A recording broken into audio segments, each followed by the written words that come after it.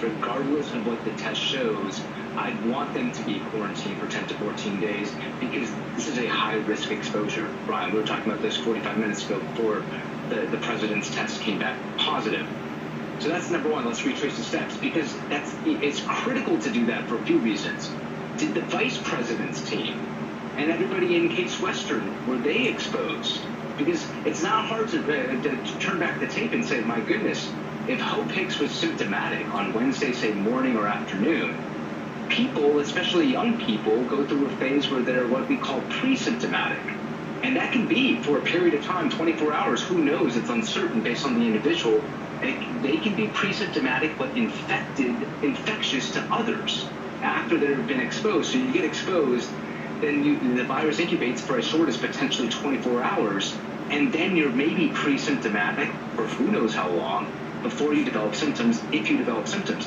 To Hope Hicks, if she was close to the president on the day of the debate, this changes the ballgame in terms of what the vice president's team should be doing.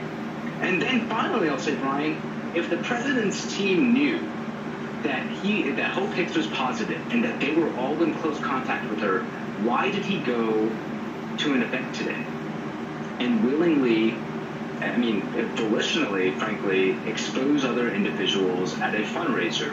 To me, I don't understand that. What's the medical advice that he's getting from Dr. Connolly and others? Who is encouraging him to do that? Because at that moment, when Hope Hicks turns up positive and symptomatic, that should have raised alarm bells and a 5-alarm fire that everybody should shelter in place until we get testing, and then even then, we should repeat testing over a period of time. So this is a big deal. Doctor, what's our assurance, and I guess absent facts? Positive with symptoms. It's unclear. We have no idea, which is why everybody in their inner circle must be quarantined and tested.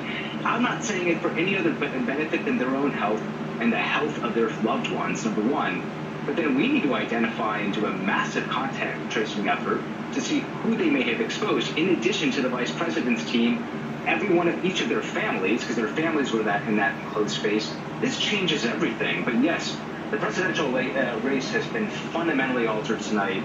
There should be no more in-person gatherings for the remainder of the season. And my biggest concern here is if the president remains asymptomatic, that he may use it to tamp down the seriousness of the infection. Because let's be clear here.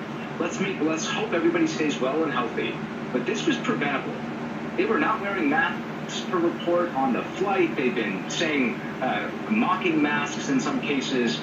The fact that this even occurred is a damning indictment and unfortunately kind of a we told you so reality based on their months and months of misrepresenting good public health practice. I mean, this was avoidable. This did not have to happen if they were practicing the proper procedures and not going to these rallies and having these chaotic events where, of course, airborne exposure was going to happen, even if it was in an outdoor setting. No masking, no distancing. What did they expect was going to happen? Doctor, to your point that this hour calls for plain language and clear thinking,